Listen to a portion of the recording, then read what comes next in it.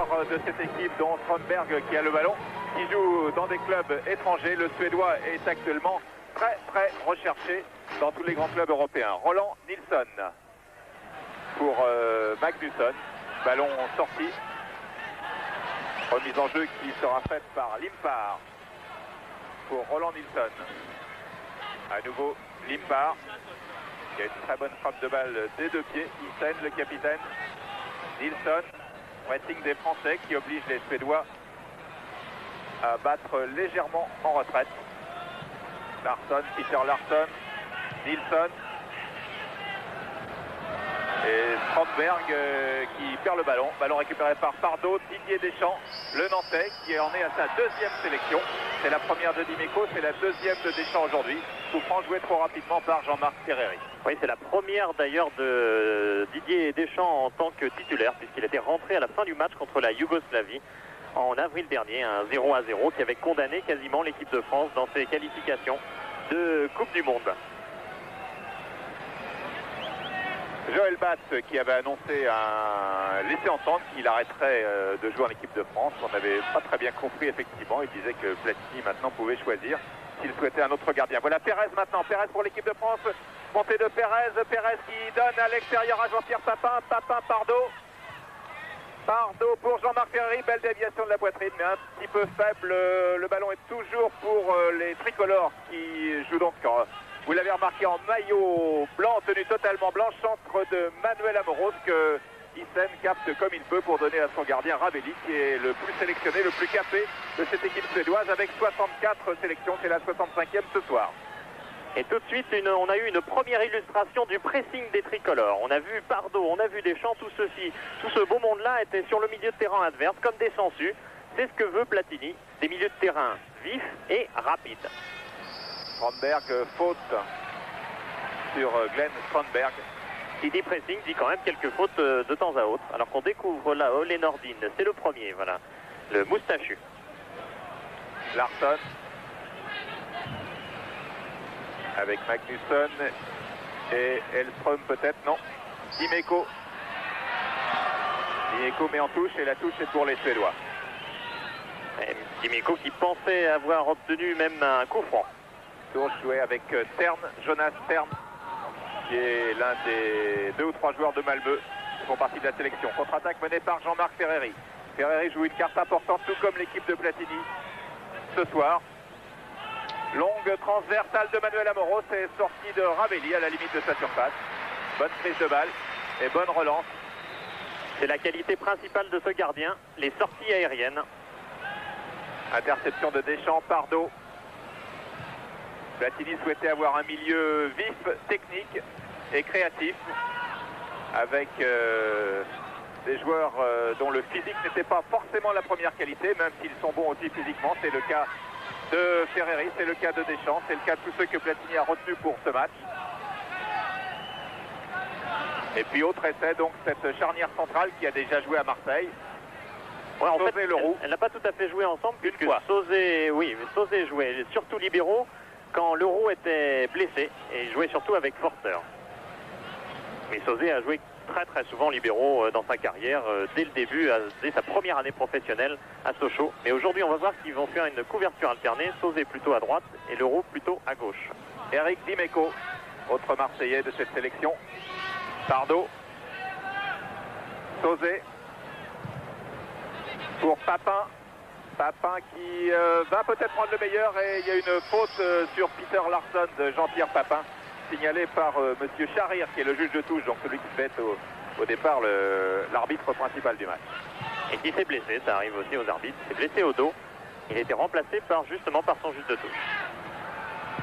Nilsson pour Strömberg, bousculé par Yvon Leroux. Et coup franc pour les Suédois, bien placé sur le côté gauche, joué très rapidement par Nilsson. Attention à la frappe et but! But de Stern! But de Jonas Stern! Jonas Stern qui est l'idole de Malmö, bien qu'il quitte le club. Il a signé lundi à Benfica et il vient de frapper, de mettre un tir absolument extraordinaire dans la lucarne. C'est la qualité aussi de ces joueurs, ils sont capables de marquer un petit peu dans toutes les positions. Jonas Stern qui marque beaucoup de buts. qui ont marqué à Malmö et qui en marquent donc dans cette équipe de Suède quasiment d'entrée. Regardez cette frappe parfaitement enroulée du coup du pied, et là Joel Batt ne peut absolument rien faire. Et les Suédois, c'était quasiment leur première action. Et nous sommes à la 5e minute de ce match.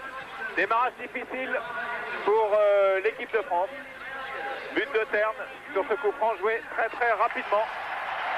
Ah, ici, on dit quasiment unanimement que Jonas Tern, c'est le plus beau joueur que la Suède ait jamais vu.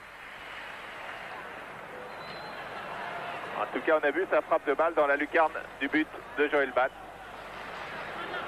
Jonas Tern qui était arrivé en retard à l'entraînement puisqu'il n'était pas là lundi. Il était à Benfica pour signer juste avant que la date limite pour les Coupes d'Europe ne soit passée. Eh bien, il s'est rattrapé au plus vite dès la 5e minute. Ljung, qui joue au Young Boys de Berne. Peter Larsson, Ajax d'Amsterdam. Intervention de Leroux, Paris Saint-Germain. Cantona, Papin. Perez qui contourne et qui parvient à centrer. Le centre est récupéré par Strandberg. Magnusson et faute d'Eric Dimeco sur Mats Magnusson. Eric Dimeco qui est convoqué par l'arbitre israélien M. Scheiner. Une nouvelle illustration de justement de la nouvelle stratégie que veut Michel Platini, une défense de zone. Mats Magnusson, qui reste très souvent dans l'axe, là avait bougé, était parti sur son aile. Eh bien, Eric Dimeco a fait une faute.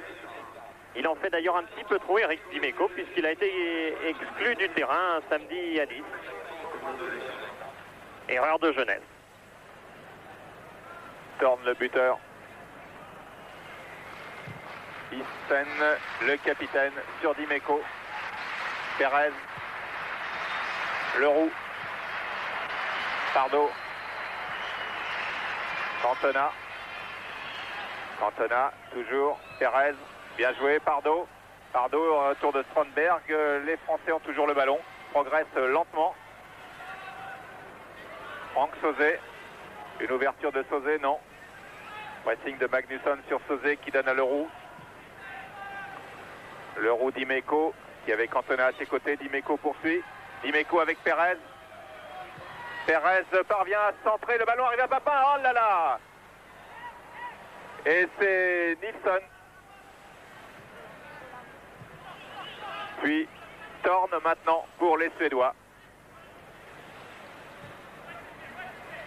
Ljung.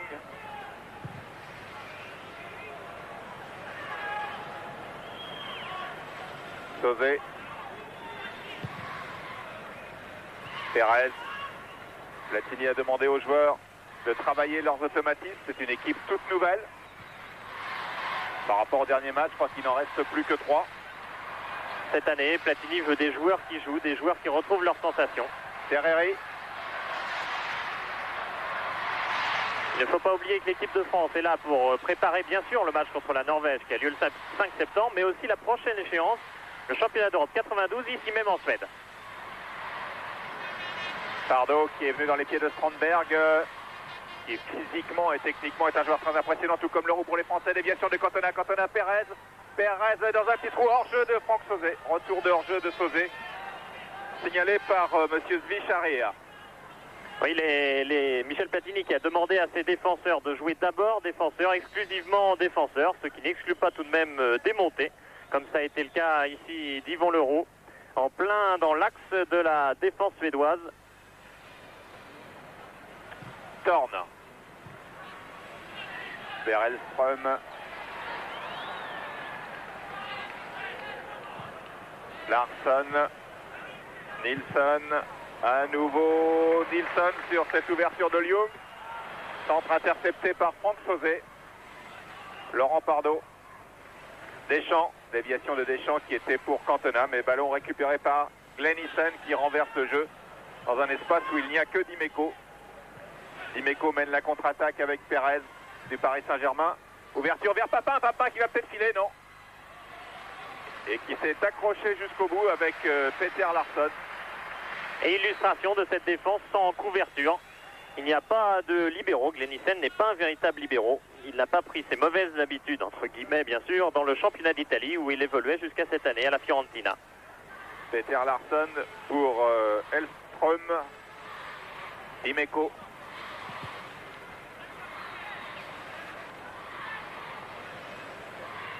Perez très actif, Papin. Papin qui a deux Suédois devant lui, qui voit Cantona qui est parti. Ah, il a tenté de passer le ballon entre les jambes de Ljung. Ça n'a pas marché. Les deux solistes de l'attaque française, Jean-Pierre Papin et Eric Cantona. Ferreri. Ferreri, bien joué. Ferreri qui est venu prendre le ballon. Cantona qui a bien évité leur jeu, qui relance sur Ferreri. Battu de la tête par Peter Larsson.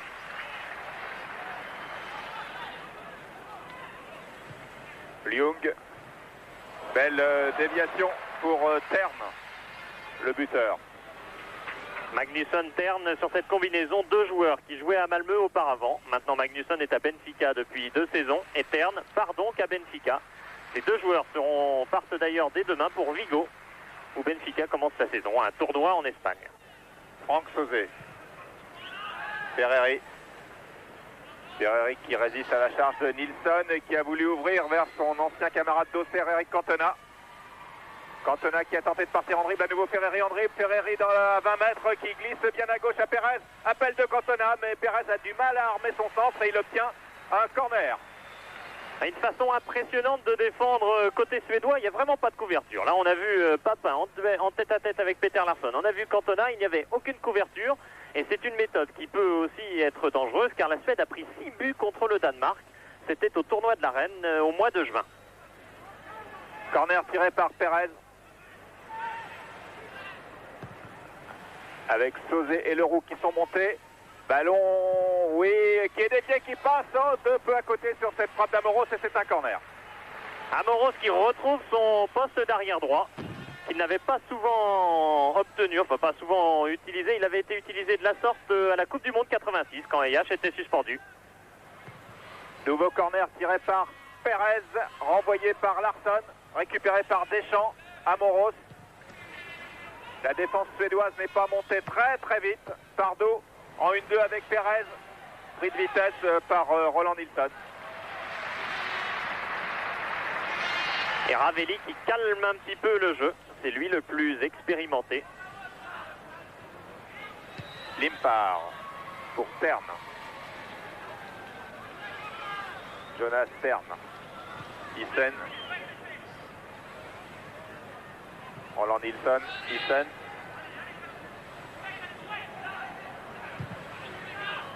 Donc ouverture vers Magnusson. Ballon renvoyé par Amoros pour Ferreri.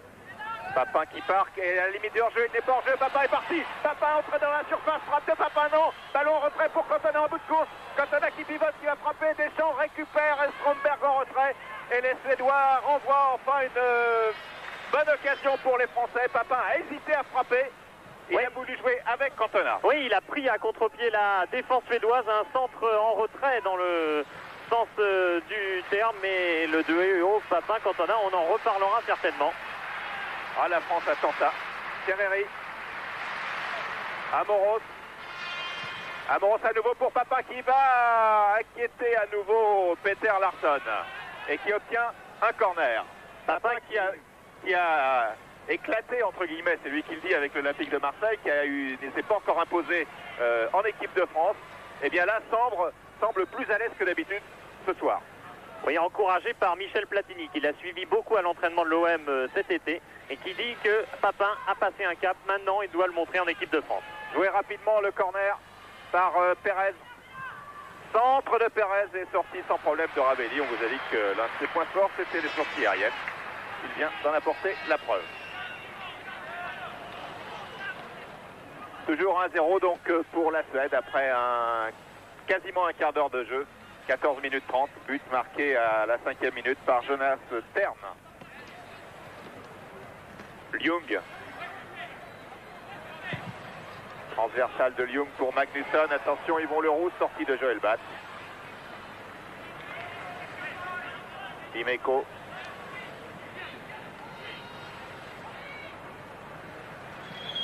Dimeco pris en sandwich sur la ligne médiane. Coup franc joué rapidement par Laurent Pardo avec Perez. Pérez qui tente de crocheter Limpar et qui obtient une touche. Pour ce match, Michel Platini retrouve les deux mêmes milieux excentrés que lors de sa première sélection contre la Yougoslavie en novembre 88. C'est-à-dire Pérez qui joue sur le côté gauche et Ferreri qui joue dans l'axe maintenant à Bordeaux quand il joue, en tout cas, là, joue sur le côté droit. Remise en jeu de Pardo pour Cantona.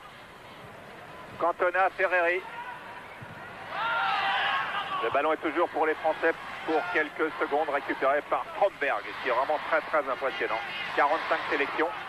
Stromberg qui compte 130 points dans un classement qui est propre à la Suède, car les joueurs ont des points selon l'importance des matchs qu'ils disputent. Alors ce soir, si la Suède gagne, chaque joueur aura 3 points par exemple. Au championnat d'Europe, c'est 5 points. En Coupe du Monde, c'est 6 points en cas de victoire. 1 point ce soir en cas de, ne serait-ce que pour la sélection. Et puis on accumule comme ça en championnat, en coupe, il y a des points distribués. Et c'est un classement. Et quand on a une cinquantaine de points, on est considéré déjà comme un grand. Et celui qui a le plus de points, c'est Ravelli, avec 183. Ça n'existe qu'en Suède. Pérez. Deschamps. Papin. Papin, faute sur Papin. De Jonas Stern, qui est aussi le meneur de jeu de l'équipe, mais tous les milieux de terrain participent au jeu. C'est vraiment deux lignes, la ligne de défense, la ligne de milieu, quasiment parallèle. Pas de plus offensif que de défensif. Pardo pour tirer le coup franc. Pardo qui a fait un appel à Yvon Leroux et bonne sortie, puis en avant, bonne protection de Ravelli. Personne n'avait envie d'aller y mettre la tête. Il faut dire qu'il a été blessé ce week-end à Milan, dans le tournoi de Milan, par Klinsmann, l'avant-centre allemand. Il a pris un coup à la cuisse droite. Et là, il a vraiment voulu assurer visiblement. Ravelli qui est un gardien d'expérience. Il a eu 30 ans il y a 2 jours. Magnusson. Et hors-jeu de Hellström.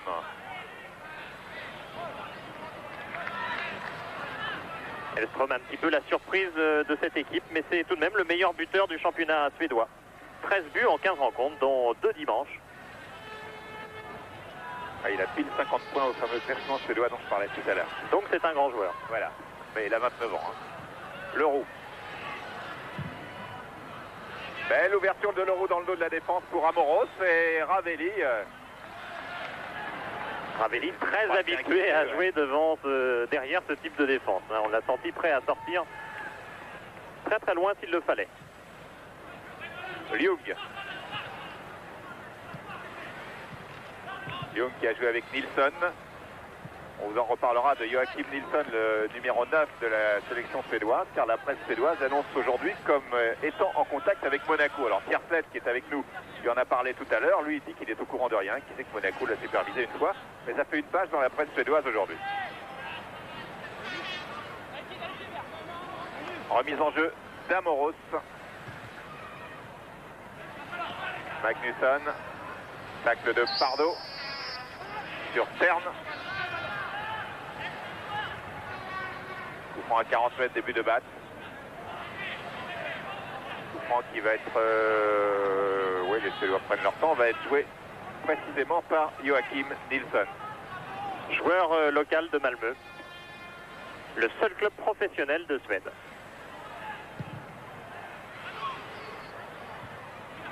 Envoyé de la tête, récupéré par Deschamps maintenant. Et Dimeco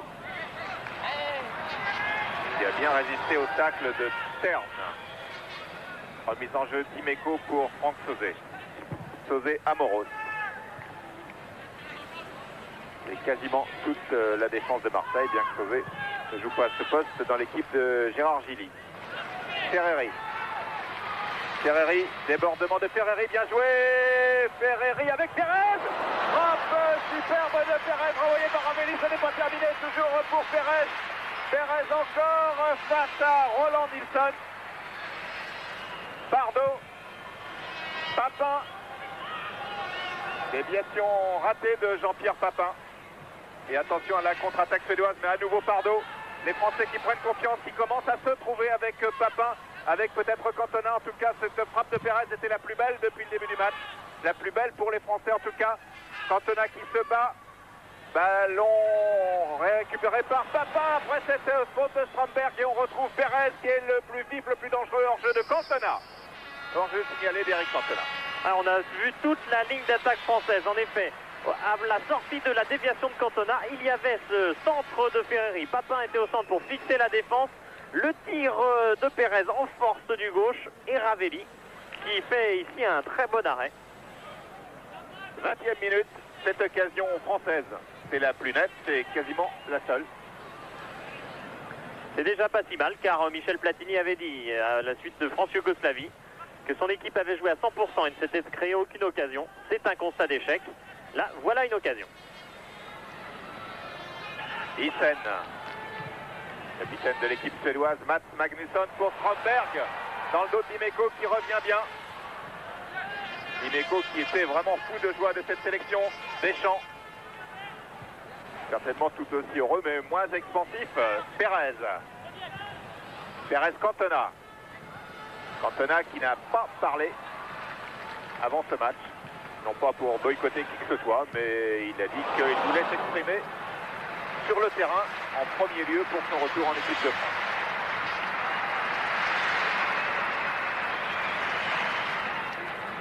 L'équipe de France applaudie par le public suédois.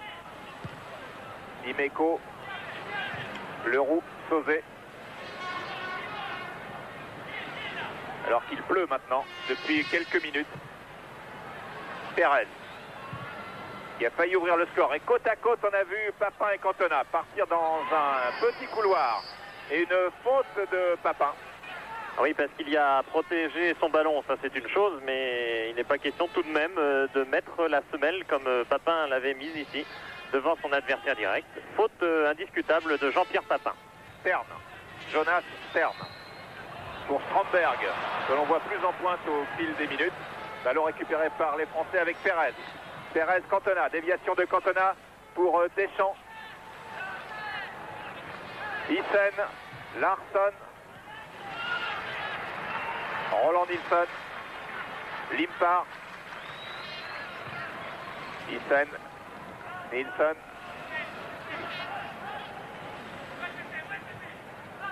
Limpar. Limpar qui joue en Italie à Cremone et on retrouve Mats Magnusson en débordement et qui obtient le corner sur ce duel, suite à ce duel avec Franck Sauzet. Mats Magnusson, c'est une figure qu'on connaît, on le rencontre tellement souvent avec Benfica. Il avait joué contre Montpellier l'an dernier. Corner tiré par Limpar, très bon du pied droit et du pied gauche. Il le tire évidemment là-bas du droit, sortie de Joël Batz. Joël Batz, le gardien le plus sélectionné de l'histoire du foot français. C'est la 47e aujourd'hui.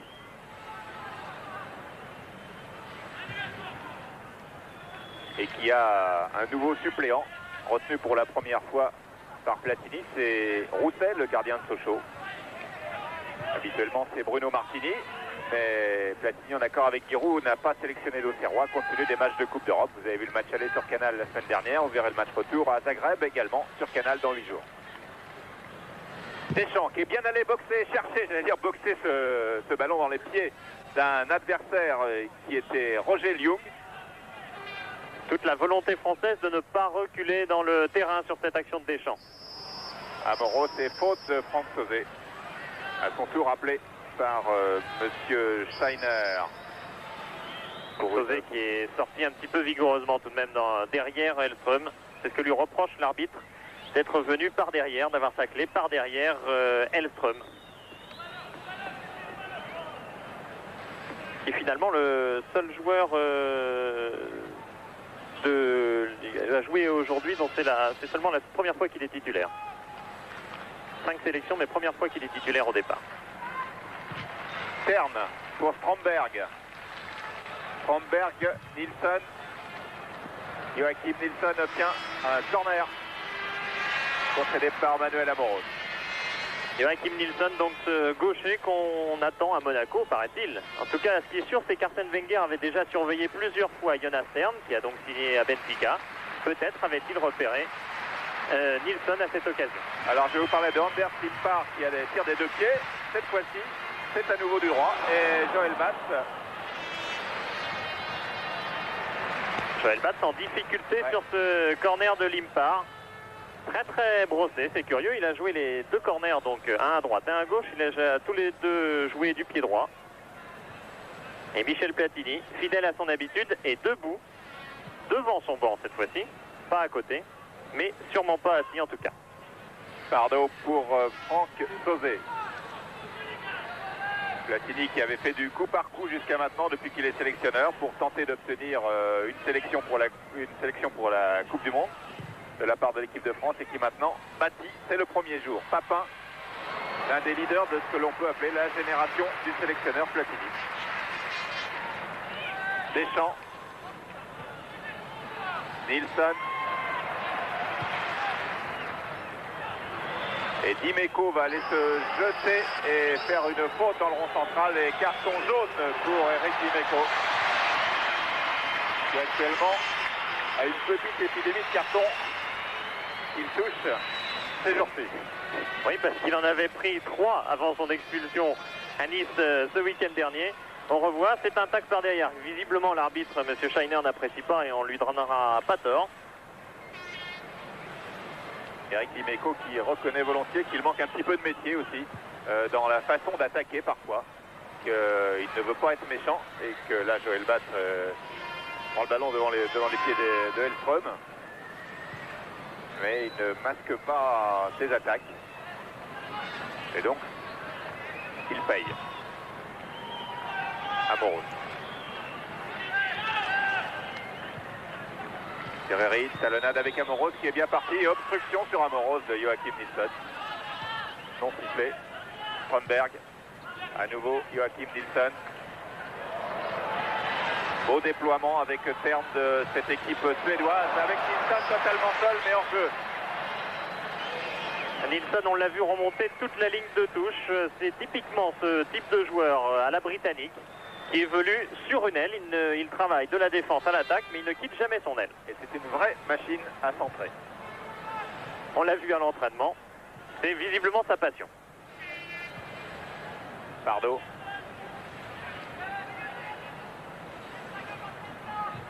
Précision en plus, Nilsson joue à Malmö dont l'entraîneur est anglais.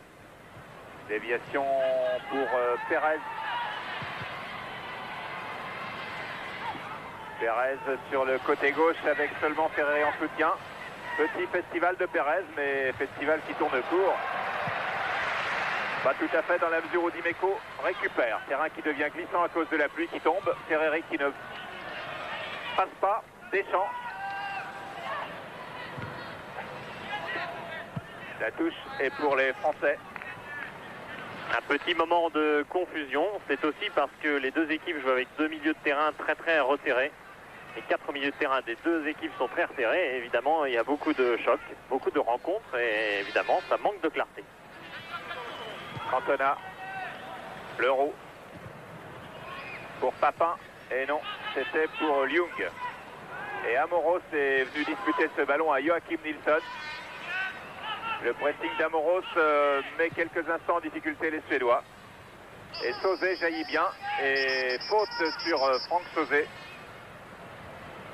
Franck Sauzet qui est appelé tout de même. Non, c'est Amoros, le capitaine qui est appelé par l'arbitre israélien, monsieur Jacob Steiner. Oui, visiblement, Manuel Amoros a fait une faute en dehors du jeu. Il a un petit peu joué du coude sur un adversaire. L'arbitre a tout de même sanctionné la faute de Magnusson, mais il le signale à Manuel Amoros. Au plan de la télévision suédoise qui retransmet bien entendu ce match et que nous relayons sur Canal+, avec des images suédoises, sur Manuel Amoros. Ferreri qui laisse sortir. Peut jouer avec Amoros, le nouveau Marseillais. Ferreri. Crochet bien réussi de Jean-Marc Ferreri.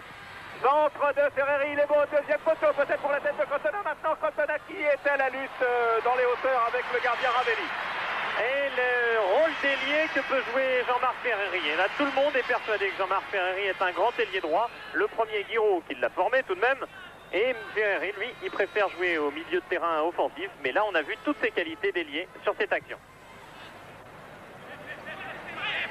Ljung, alors que l'on a atteint qu'on va atteindre la demi-heure de jeu dans 10 secondes. Et qu'il y a toujours 1-0 pour l'équipe de Suède, but marqué par Jonas Tern. Et que là, le ballon revient dans les pieds suédois suite à l'intervention de l'arbitre Jakob Scheiner.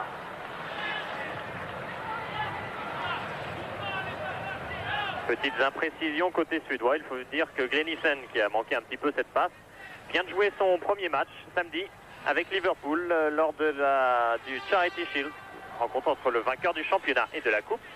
Victoire de Liverpool 1-0, Glennissen élu meilleur joueur sur le terrain. Alors qu'en Suède, le championnat en est à sa 15e journée. Cantona, Papin était hors jeu. L'entente Papin-Cantona, on en avait énormément parlé quand Cantona était arrivé à Marseille. Ils ont joué tout de même 21 matchs ensemble à Marseille. Pour un résultat qui n'était pas si mauvais. Marseille a marqué 34 buts dans ces matchs joués ensemble. Ljung. Sauzé récupère. Et Magnusson met en touche.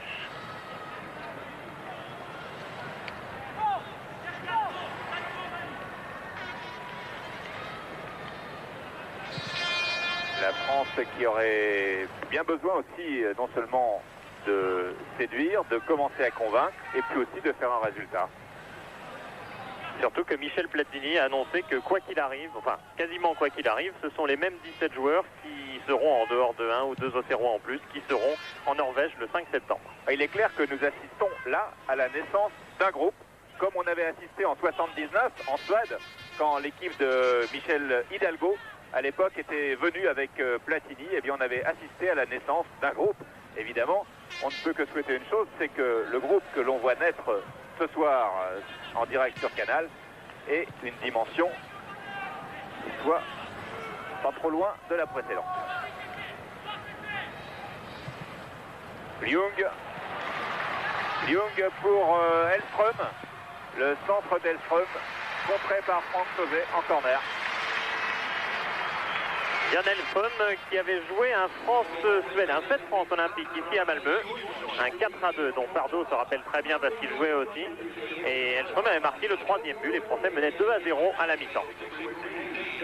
Anders Limpar pour tirer ce corner, sorti de Joël Batz qui boxe du point gauche. Un ballon que récupère Jonas Tern. Envoyé par Pérez, contre-attaque avec Ferreri. Ferreri qui glisse bien à Deschamps. Deschamps, attention, Papin est hors jeu, Papin non. Il a pivoté.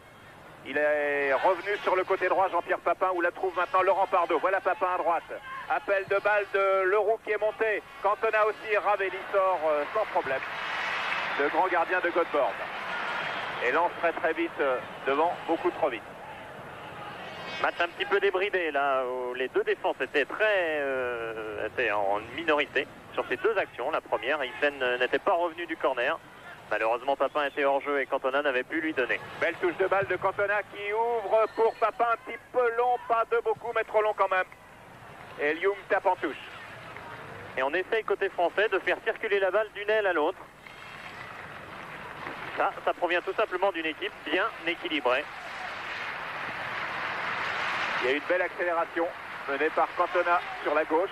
Remise en jeu maintenant d'Amorov sur la droite pour Ferreri. Ferreri qui est accroché régulièrement par Joachim Nilsson. Oh, faible et cette passe en retrait de Ljung qui oblige Ravelli à mettre en corner devant Ferreri. Très faible passe de Ljung. Encore un joueur de Malmö d'ailleurs qui vient de quitter le club. Il est parti au 1er juillet, donc en plein milieu du championnat, au Young Boys de Berne, où il a retrouvé Tord Grip, un entraîneur suédois. Ferreri au corner avec Cantona, avec Leroux, avec Sauzé dans la surface. Et une frappe qui allait vers la tête de Sauzé, renvoyée maintenant par Strandberg et loin devant de Peter Larsson. C'est Peter Larsson, le défenseur central, qui est sorti. Car sur ces balles arrêtées, on remonte après très rapidement.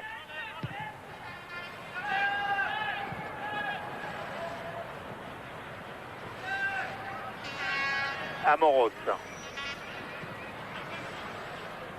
Dans les 10 dernières minutes de cette première mi-temps, Cantona qui efface de ses doigts. Oh là là, qui a glissé n'est pas parvenu jusqu'à Papin et Pérez qui était cependant signalé hors jeu.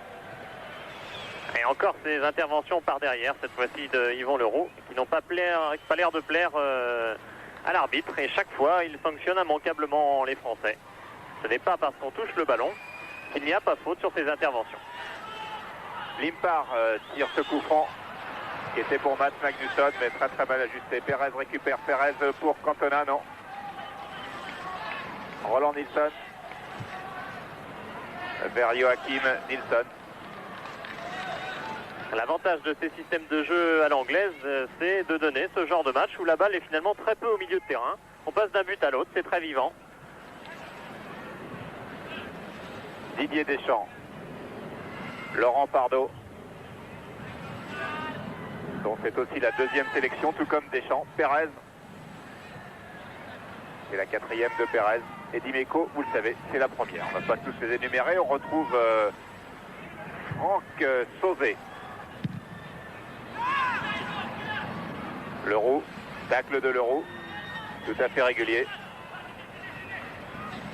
Remise en jeu de Joachim Nilsson. Leroux dégage. Lyung récupère. Attention, Strandberg arrive très vite. Franck Sauzet renvoie bien. Strandberg est encore dans la surface. Et c'est Pardo qui a renvoyé, mais le ballon est toujours pour les Célois avec Joachim Nilsson chargé par Manuel Amoros. Hyssen, petite mésentente dont ont failli profiter Papin et Ferreri. Et Leroux relance avec Pardo, avec Perez maintenant. Perez, belle ouverture pour Papin. Une occasion pour Papin. Papin qui file au but. Papin va-t-il marquer? Papin à côté. Un Papin qui profite parfaitement du système de jeu suédois. Il n'y a pas de marquage officiel, on joue en zone du côté suédois. Il va surtout Papin, il est très malin. Là on le voit, il est comme par hasard sur Peter Larsson qui revient. C'est son retour en équipe de Suède après une blessure.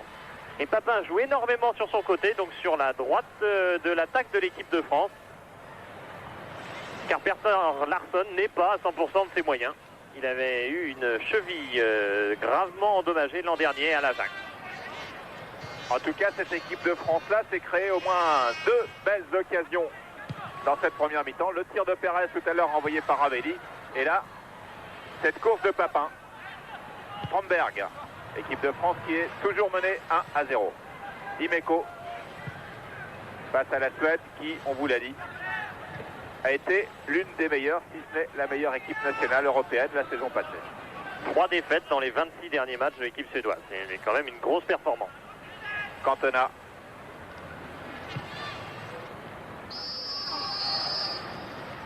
Cantona qui obtient un coup franc. Coup franc que joue Perez, non. Laurent Pardo.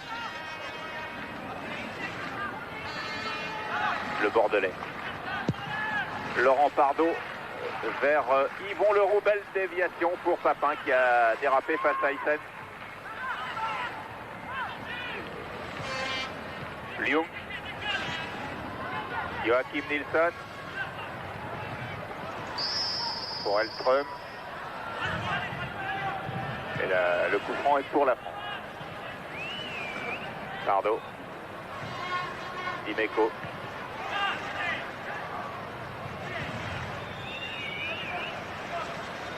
Leroux sauvé. Alors il pourrait y avoir pas mal de changements dans ce match, plus que d'habitude. C'est un match amical. Ce qui était convenu à un quart d'heure du coup d'envoi, c'était à la demande de Platini, 3 changements, plus celui du gardien, possible, hein, pas obligatoire bien entendu. Oui, et côté suédois, en contrepartie, on a 18 joueurs sur le banc de touche. Côté français, 17, mais enfin il y en a 2, Sylvestre et Durand, qui sont blessés et qui ne pourront pas jouer. Les autres étant Casoni, Laurent Blanc, Stéphane Paille et Gilles Roux. Sur les 18 Suédois, il y a Johnny Ekström, on l'a vu avant cette rencontre. C'est le nouvel avant-centre de l'équipe de Jean Fernandez à Cannes, qui attend aussi bientôt Luis Fernandez.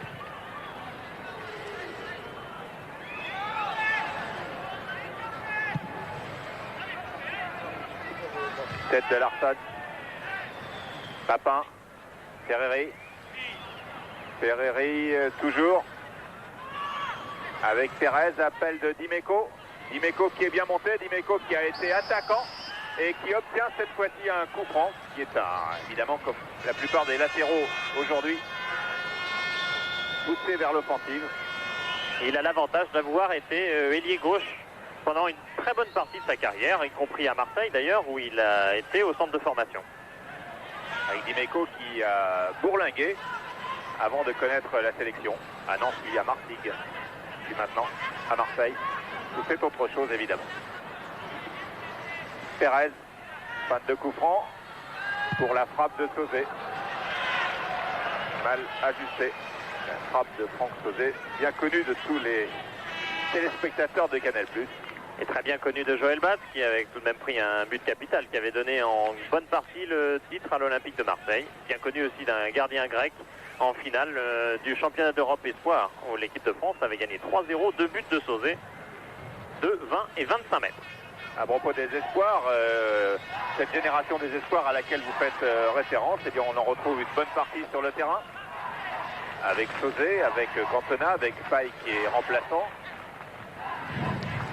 Deschamps en retrait pour Joël Batz, voilà. Et les espoirs qui ont fait match nul hier soir, 3 buts partout contre l'équipe suédoise. C'était à une centaine de kilomètres d'ici. Et Platini est allé assister au match. Et il a particulièrement remarqué Lima qui a marqué 2 buts. Hérault qui est rentré en cours de match. Kister et Dogon qui a marqué également.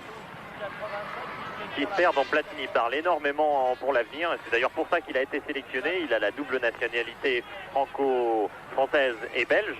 Et donc Platini, en l'ayant sélectionné hier soir pour l'équipe Espoir, l'a bloqué. Il sera sélectionné en équipe de France ou nulle part dorénavant. À sa carrière internationale maintenant, il n'y a qu'une destination, c'est le coq. À 3 minutes 15 de la fin, toujours 1-0 pour la Suède. Face à une équipe de France, malgré tout, malgré le score en tout cas, assez séduisante. Leroux, Ferreri, Cantona, Papin avec Cantona qui était à la limite du hors-jeu. Papin qui a vu que la situation était un petit peu figée, a tenté sa chance de 35 mètres. Attention à la contre-attaque menée maintenant par Magnusson. Magnusson avec Sauzet qui revient, qui le balance à l'extérieur de la surface. Et il n'y a pas de coup franc, dit monsieur Steiner, l'arbitre suppléant. En tout cas, Sauzet avait tout de même donné un coup d'épaule à Magnusson. Après, il faut savoir si évidemment Magnusson ne s'est pas laissé tomber, ça c'est l'éternel problème.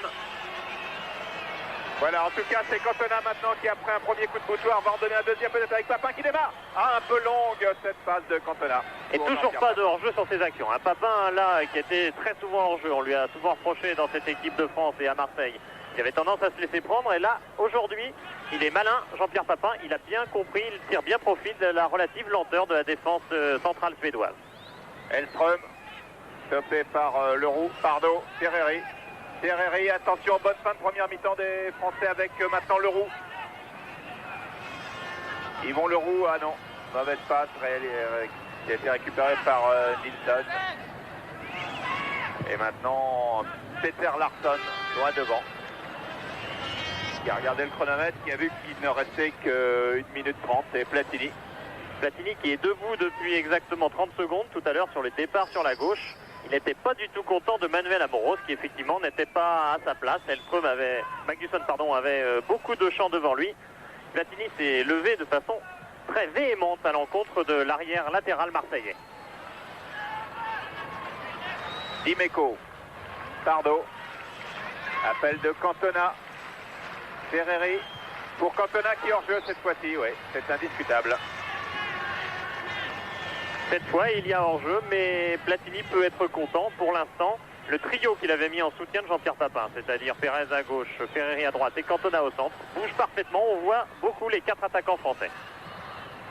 Strandberg, Larsson pour Roland Nilsson. Et faute, ouais, faute d'Yvon Leroux sur Magnusson dans la dernière minute de la première mi-temps. Et c'est sur un coup franc de l'autre côté qu'au début du match, les Français ont pris le but. Coup franc qui avait été joué rapidement.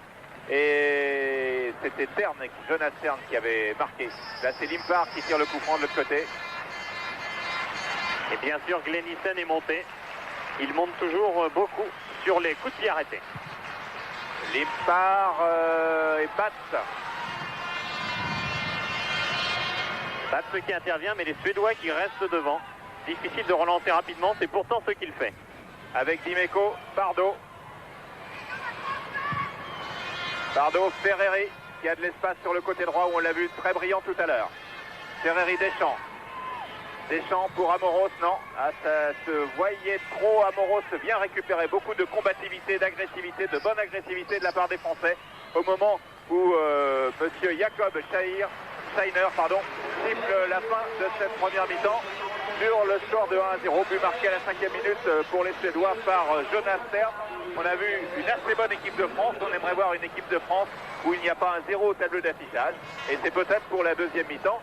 Pierre Sled qui est en bas avec un micro. Donc je vous rappelle que c'est la télé suédoise qui réalise. On va voir si ça fonctionne. Pierre, et qui nous entend pas d'ailleurs. Avec Yvon Leroux, une première mi-temps très bonne de l'équipe de France. Malheureusement, il y a ce but encaissé dès le début de match. À quoi l'attribuez-vous? Je sais pas, je pense d'abord qu'il n'y avait pas faute car on joue tous les deux le ballon. Et l'arbitre s'est un petit peu abusé par rapport aux joueurs suédois. Et après, je crois que c'est un manque de rigueur d'entrée de match. Et c'est pour ça qu'on prend le but. Il y a quand même des points positifs dans cette mi-temps. On a vu la France beaucoup entreprendre. Oui, je crois qu'on n'a plus rien à perdre. Je crois que non, faut développer notre football, un football très vif. C'est ce qu'on a fait, on a eu beaucoup d'occasions, malheureusement ça n'a pas été au fond, mais je pense qu'en continuant comme ça en seconde mi-temps, on va réussir à marquer des buts. Vous avez certainement la même opinion, en tout cas la plupart d'entre vous, que celle d'Yvon Leroux. Voilà Pierre Sled, qui était sans retour son, ce qui expliquait qu'il était un petit peu à la pêche, mais tout a très bien marché avec la télé suédoise sur cette intervention. On va retourner à Paris,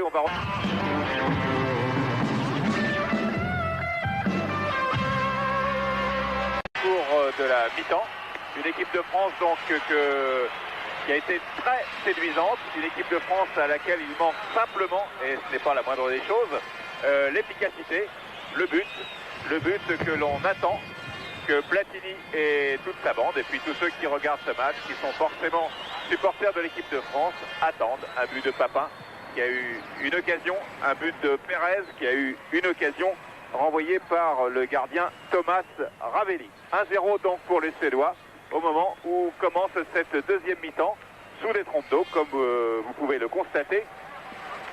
Match arbitré par un trio israélien. Il faut préciser que ce but, on l'attend tout de même depuis 4 matchs et demi maintenant avec cette mi-temps. 4 matchs de l'équipe de France, donc sans but.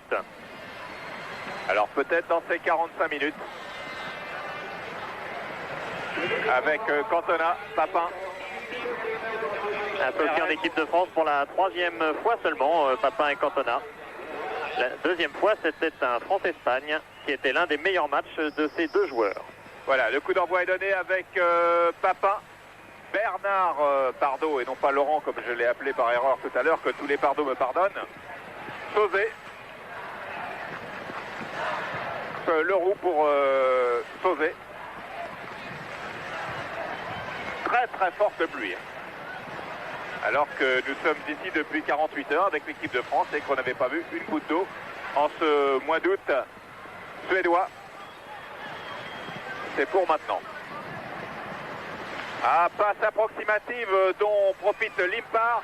Limpar qui lance assez bien Magnusson. Ça, c'est le genre de choses qu'on peut retrouver dans cette seconde période si la pluie persiste. Car une passe mal ajustée, ça fuse. Et l'erreur est très vite arrivée. Christian Pérez qui passe malgré la faute de Limpar qui est sanctionné. Et ce qu'on va voir aussi, c'est des chutes très spectaculaires. Certainement des grandes glissades. Bernard Pardo tire ce coup franc avec Pérez. Pérez pour Dimeco qui est parti un peu vite. Et là, sur un terrain qui va devenir très vite glissant, on ne freine pas aussi facilement qu'on pouvait le faire en première mi-temps. Orage maintenant.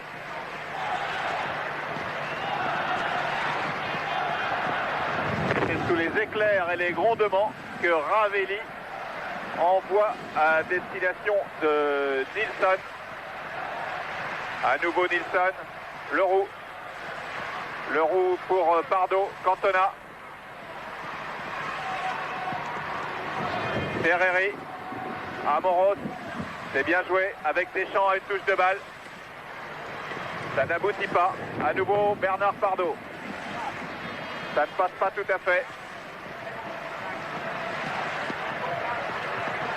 Alors qu'il y a eu, je crois, un changement dans l'équipe suédoise. Non, il n'y a pas de changement. Il n'y a pas de changement et Amoros glisse, jaillit, c'est le cas de le dire.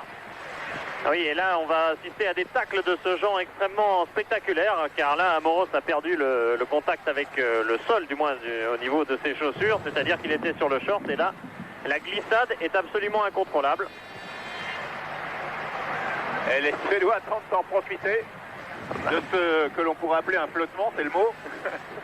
Et beaucoup de métiers du côté de Glenn Eason, qui s'est douté que Joel Batz aurait pu être surpris par ce genre de balle. Balle à ras de terre, dans la tornade. On ne voit absolument plus rien. Même sur le terrain, je pense que les joueurs sont extrêmement gênés, y compris dans leur vision. Et l'équipe française qui profite peut-être du temps, enfin profite, c'est un bien gros mot, enfin qui a bien l'intention de calmer un petit peu le jeu.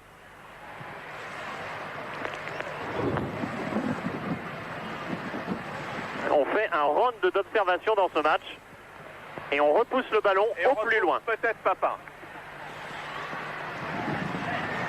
L'endégagement de Ravelli. Là, c'est un match vraiment très très particulier auquel nous assistons maintenant, une deuxième mi-temps. Comme diraient les nuls, comme on n'en voit pas très souvent. C'est pas encore le Racing Nice célèbre des barrages qui avait été interrompu par l'orage à Colombes. Mais on n'en est plus très loin si ça dure. Et c'est vrai que maintenant, ce que l'on voit est beaucoup moins significatif compte tenu des conditions qui sont, elles, assez exceptionnelles. Pérez, mais cette équipe de France qui nous a quand même assez séduit en première mi-temps montre tout autant de conviction, d'envie de réussir et aussi des facettes de son talent comme là avec Papin sur Isen dans des conditions aquatiques et orageuses. Elström et on commence à une nette chute dans le niveau général de cette partie, c'est tout à fait normal. Là, les joueurs attendent que l'orage cesse un petit peu. Car tout à l'heure, un peu avant le match, on a eu un orage de ce genre-là. Il a duré quelques instants seulement. On n'a pas eu de pluie aussi violente, ni d'éclairs aussi forts. On retrouve Limpar sur le côté droit. Limpar avec un tacle glissé, bien entendu, de Leroux. Remise en jeu de Limpar. L'arbitre israélien n'a pas pris la décision pour l'instant d'interrompre le match. Elström, non. Et une frappe de Nilsson du pied gauche. Et Joel Batz qui a été très très prudent sur ce ballon. Et là, il faut assurer toutes ses prises de balles. Peut-être Joel Batz a-t-il d'ailleurs changé de camp, vraisemblablement à la mi-temps. La première sélection d'Éric Dimeco est d'ores et déjà arrosée. Limpar.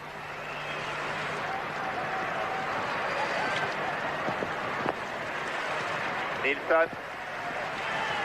Grönberg. Limpar.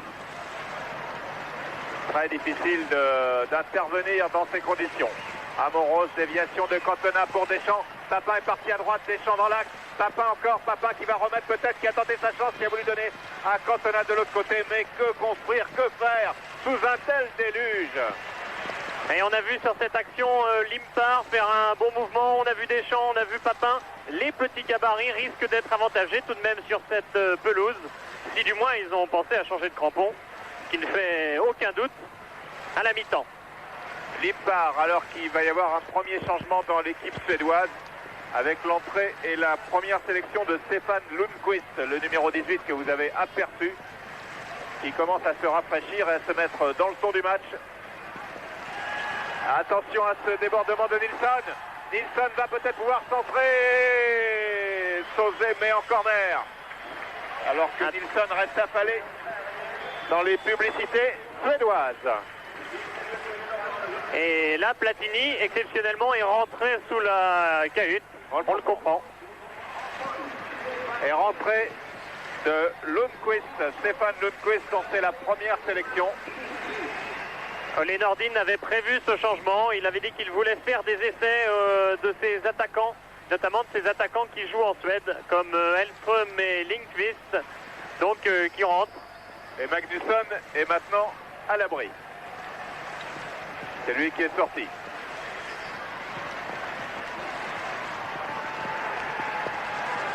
Et l'arbitre interrompt le match. Alors, le match est interrompu. Pour combien de temps? Eh bien, personne ne le sait, évidemment, pour l'instant. Qu'allons-nous faire? Nous ne le savons pas encore tout à fait non plus. On garde pour l'instant l'antenne, car Pierre Sled est au vestiaire, est en dessous de la tribune de presse où nous nous trouvons, et va se renseigner, s'informer, pour savoir quelle décision prend l'arbitre, s'il se donne un petit délai, s'il dit on va voir dans 5 minutes, on va voir dans 10 minutes, on va voir dans un quart d'heure. En tout cas, je pense que la régie finale, avec Frédéric Chevit qui est à Paris, ont déjà vu les circonstances envisager cette interruption. En tout cas, d'ores et déjà, il faut y penser. Oui, dans des compétitions officielles, il y a un règlement. L'arbitre déploie un petit peu sa patience et compte. C'est un chronomètre qui est lancé. L'arbitre se donne 15 minutes, se donne 30 minutes pour réagir à cette situation. Là, ce n'est pas une compétition officielle. Donc, il peut se passer absolument tout. Et on est prêt à tout d'ailleurs ici. Nous sommes là et on ne va pas bouger non plus, croyez-nous, malgré la pluie. En plus, d'autant qu'on est à l'abri, que la télévision suédoise est toujours là et va rester opérationnelle, puisque ce match aussi est retransmis en Suède, en différé, il faut le dire, dans la soirée. Mais enfin, on enregistre les images. Nous sommes en direct sur Canal. Voilà, l'arbitre s'est mis à l'abri. Je pense qu'on va avoir des nouvelles d'ici peu de la part avec Jean-Pierre Papin.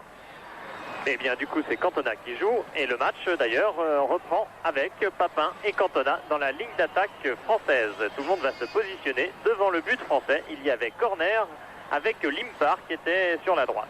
Alors c'est 7 minutes de temps d'après la télévision suédoise qui nous donne ces images. Donc 7 minutes en deuxième mi-temps.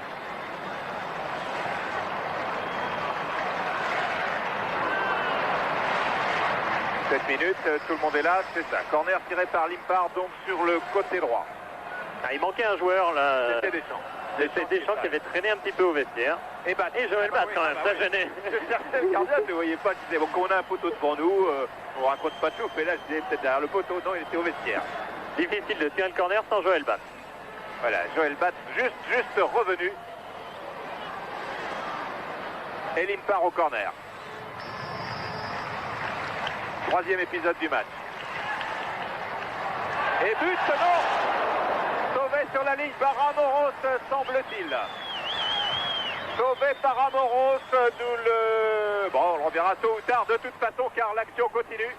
Et c'était justement le remplaçant là qui vient de rentrer, Lindqvist, qui a fait cette superbe tête. Profitant bien entendu un petit peu de l'absence de concentration des Français. Il est surpris Joël Bath et c'est Amoros qui sauve sur la ligne. Lindqvist, un attaquant prometteur, sa première sélection est entrée. Il était rentré tout à l'heure, il n'avait pas encore touché le ballon. D'entrée, une tête au 6 mètres extrêmement dangereuse. L'équipe de France qui avait été un petit peu cueillie à froid au début du match sur un coup franc à la 5e minute, là a failli à nouveau, alors que Bath était rentré avec un peu de retard, être battu pour la deuxième fois. Mais Amoros a bien sauvé. Appel de balle de Limpar. Remise de la tête de Limpar, non, c'était pour Hellström. Perez récupère. Nilsson. Romberg. Young. Romberg. Face à maintenant Ferreri. Bernard Pardo, qui a tenté de lober, de feinter Nilsson, derrière qui se trouvait Perez. Contre-attaque menée avec Cerne, Cantona, Pardo non, Dimeco, Leroux qui joue maintenant avec un emplâtre sur la cuisse gauche, Cantona qui remet, c'est un peu juste pour Pardo, et une faute au passage du capitaine Glennisson, qui a dû céder de la main vraisemblablement sur cette remise de Cantona, qui apporte beaucoup Eric Cantona avec ses remises, avec son jeu en passe rapide. Peut-être un petit peu ce qui manquait à l'attaque française jusqu'alors, un peu de créativité. C'est en tout cas pour ça qu'Eric Cantona a été rappelé. Perez pour tirer le coup franc. Frappe du gauche de Sauzet de 30 mètres. Alors qu'il était en position de marche arrière à ce moment-là. Il revenait déjà vers ses bases. Oui, il est reprise en plus du gauche, c'est pas son meilleur pied. Mais Franck Sauzet est un joueur en confiance depuis un bon bout de temps. C'est à croire qu'il a un bon mental, un bon moral. Et il tente très souvent sa chance de loin. Alors que Ravelli, vous voyez qu'il avait pris, je vous avais dit qu'il avait pris un coup de Klinsmann. Eh bien, il a mis une genouillère et c'est peut-être lié. C'est une genouillère qui prend bien au-dessus de la cuisse. Hein. Nilsson. Roland Nilsson de Göteborg. Vers Elström. Et Sauzet pour Bat. Bat pour Amoros. Amoros, Leroux.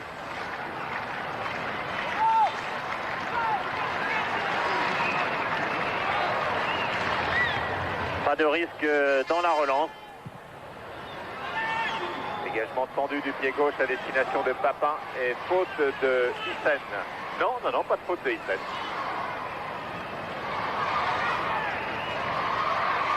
Hyssen qui donne à son gardien, Ravelli. Difficile parfois de distinguer s'il y a faute ou pas faute compte tenu maintenant de l'état de la pelouse sur certains dérapages. Dimeco va chercher le ballon. Terne, le buteur. Liu. Terne à nouveau. Bonne interception. Française avec Cantona, toujours en déviation. Pardo, Cantona. Cantona qui a Papin à droite, Cantona qui va dans l'axe, il continue dans l'axe, il donne à Ferreri. Perez rentre dans la surface. Frappe du gauche de Perez. Ballon échappé, but de Cantona. But d'Éric Cantona. La France égalise, le gardien a certainement fait ce but aussi parce que le terrain était glissant, mais il est glissant pour tout le monde.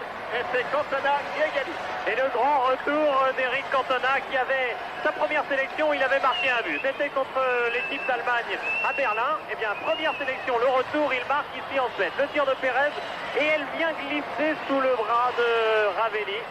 On n'avait pas senti très à l'aise à l'entraînement, et bien ça se confirme tout de même sur ces tirs à ras de terre. Il a eu du mal à se coucher sur sa gauche.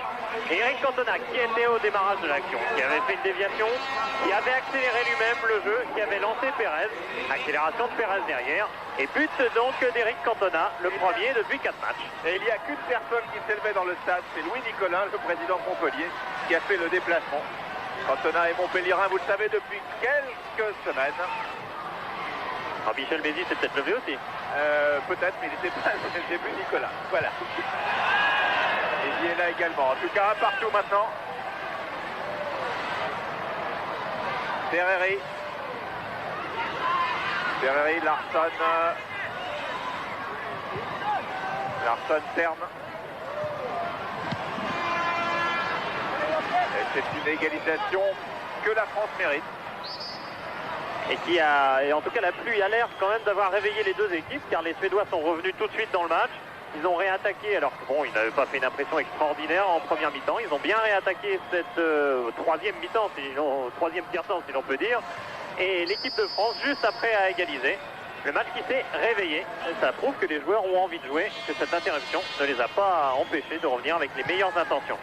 Et la France n'avait pas marqué depuis longtemps. Cantona avait marqué un but en équipe de France. Le deuxième, c'est aujourd'hui.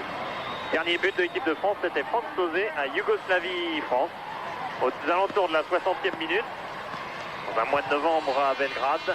Ça fait donc 60 €, ça fait 5 matchs entiers pratiquement que l'équipe de France n'avait pas marqué. Ils sont les buts très loin de la 60e minute. Ouais, ce but a été marqué à la 12e minute de la deuxième mi-temps. Toute mi-temps confondue, hein. C'est-à-dire, là sur le tableau, on a mis 52 minutes, ça doit être un peu plus. Enfin bref, on va pas se côté là-dessus. Dimeco, interception devant Dimeco de Terne. Elström, taclé et faute de Yvon Leroux, non pas sur Elström, mais sur Stéphane Lundqvist. Il fait donc sa première apparition, même s'il avait été dans les 16 contre l'Algérie. Il y a de cela 2 mois, c'était au mois de juin. Mais il n'était pas rentré. Hyssen. Pour une tête de Deschamps. Stromberg, attention, Sauzet. Bon coup de tête de Franck Sauzet. Stromberg. Pardo a bien vu ce qu'allait faire Stromberg. Et le pressing, mais Stromberg récupère avec Limpar. À nouveau, Lundqvist. Bon passage de Lundqvist. Centre au deuxième poteau. Ballon récupéré par Nilsson. Hellström. Et Yvon Leroux met en touche. Beau mouvement de la part des Suédois. Qui aligne maintenant une attaque complètement suédoise, enfin si l'on peut dire. C'est-à-dire que vous avez à l'écran Jan Hellström, qui joue en Suède, et Lindqvist maintenant, qui joue un peu sur la droite, qui joue à Halmstad en Suède aussi. Strandberg par-dessus la défense française. Et il n'y avait pas de hors-jeu signalé de Hellström sur cette action. Mais Matt va pouvoir dégager. Il joue avec Franck Sauzet. Alors que Platini, maintenant qu'il ne peut plus, eh bien, s'approche de plus en plus du terrain. Je crois qu'il a de bonnes sensations avec son équipe de France. Et c'est peut-être encore avec Papin maintenant qui prend bien ballon la tête de l'extension de Papin qui se bat dans la surface. Ballon récupéré par Perez. Attention, c'est pas fini. Papin, bout portant et but. But de Papin. 2-1 pour la France. Au moment où je vous disais que Platini devait avoir enfin la sensation de tenir peut-être une équipe, l'équipe de demain. Eh bien, c'est peut-être déjà l'équipe d'aujourd'hui. Et surtout l'équipe de France en pleine réussite, car là il y a eu une action extrêmement compliquée qu'on va se faire un plaisir de revoir. Voilà, avec Perez dont le centre est contré par Nilsson. La reprise de Papin en force et Ravelli qui est vraiment pas heureux, car le ballon lui touche l'intérieur du talon. Mais tout était parti de quoi? Eh bien d'un débordement. Toujours ces joueurs, Ferreira d'un côté, Perez de l'autre, c'est eux qui font un petit peu diversion. Ravelli vraiment pas heureux car elle touche l'intérieur de son talon du pied droit. Ensuite le poteau et la balle rentre. Jean-Pierre Papin signe son 4e but en équipe de France. Et la France même par 2 buts à 1. Ce qui est une très très belle performance, même s'il s'agit d'un match amical. Compte tenu des récents résultats sur les 2 dernières années de cette équipe de Suède. Terme. Pardo. À nouveau Pardo. Avec Perez. Ah, faiblesse dans la passe de Pardo. Lippard. Strandberg, Pardo qui va essayer de récupérer cette balle. Se bat avec sa vaillance coutumière. Larsson. Terme. Jonas Terme.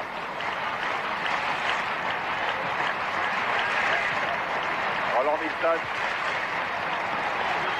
Et oui, Joachim Nilsson qui est en l'air, but contre son camp et égalisation de Lundqvist. Alors qu'au départ de l'action, il y avait peut-être une faute de Joachim Nilsson sur Yvon Leroux. Qui est diffusé en tout cas, égalisation de Lundqvist sur ce beau mouvement suédois. Et en tout cas un orage qui aura débridé finalement tout le monde. Car ça c'est une bonne action. Voilà, on va retrouver donc le numéro 9 qui n'est pas du tout de son côté, qui a changé d'aile. Ça lui apporte ses chances. La balle est détournée sur son poteau par Sauzet. Voilà, on reprend avec Nilsson qu'on retrouve à droite finalement. Sauzet qui détourne sur le poteau, passe complètement pris à contre-pied. Qui est là? Eh bien c'est Lindqvist, donc le fameux avant-centre dont on parlait tout à l'heure. Alors que Yvon Leroux au départ de l'action, qui n'était pas sur le ralenti là, c'était un tout petit peu avant, donc a un peu baissé la tête au moment où Lundqvist a tenté à la effacer et il a pris un coup de pied au visage, la preuve, il est touché. Yvon Leroux qui avait déjà eu un petit problème puisque Casoni avait été appelé en 17e homme parce que Yvon Leroux avait un problème à l'épaule droite. En plus, il est revenu après l'interruption, il est revenu avec un emplâtre à la cuisse droite. Et bien là, il est blessé au visage. Ça fait beaucoup pour un seul homme. Pour sa rentrée d'ailleurs, Yvon Leroux, il n'avait pas joué depuis France-Espagne en mars 88, alors que Stefan Lundqvist, lui, c'est son premier match et premier but donc pour l'équipe de Suède. Il marque peut-être des points en vue de ce Suède-Angleterre qui sera certainement décisif dans le groupe de qualification. Ou un groupe à 4, donc c'est soit l'Angleterre, soit la Suède. Et après, pour la deuxième place, c'est suspense avec d'autres quatrièmes. Un règlement un petit peu compliqué qui pourrait laisser sur le carreau l'Allemagne ou la RFA, ou la Hollande.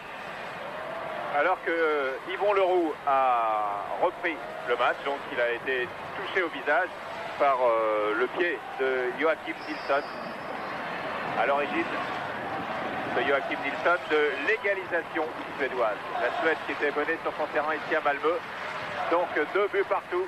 Un match toujours aussi ouvert, toujours aussi plaisant de la part d'une équipe de Suède que l'on savait de haut niveau et d'une équipe de France qui est ce soir une équipe de haut niveau. Avec Ferreri, belle ouverture de Jean-Marc Ferreri pour Papin quand on est parti. Tacle de Larsson sur Papin. Papin va tenter de passer. Il va peut-être passer. Non, il ne passe pas. Et il ne récupère pas le ballon, les Français par Deschamps. Attention à la contre-attaque avec Leroux qui passe en retrait pressé par celui qui vient d'égaliser, par Lundqvist. Dimeco maintenant pour l'équipe de France. Dimeco Leroux. Leroux avec Franck Sauzet qui a failli marquer contre son camp en déviant ce centre de Joachim Nilsson sur le poteau début de batte. Poteau qui a renvoyé le ballon dans les pieds de Lundqvist et ce fut, vous l'avez vu, l'égalisation. Cantona et Papin qui sont donc les 2 buteurs de ce soir de l'équipe de France. On peut dire d'ores et déjà que quel que soit le résultat final de ce match, Platini tient là un bon groupe.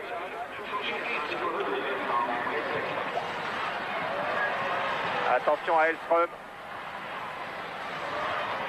Tacle de Leroux. Yvon Leroux qui s'est donc apparemment bien remis et qui est toujours là, solide au poste. Yvon Leroux nous dit Pierre Sled qui est là en train de tacler, qui a été touché en fait à l'œil exactement tout à l'heure par le coup de pied de Joachim Nilsson. Il a un coup franc bien placé car en fait la faute de Leroux était indiscutable. Il bloquait le ballon sous lui. Si on ne compte plus le jeu à terre, il ne faut tout de même pas enterrer le ballon dans la pelouse.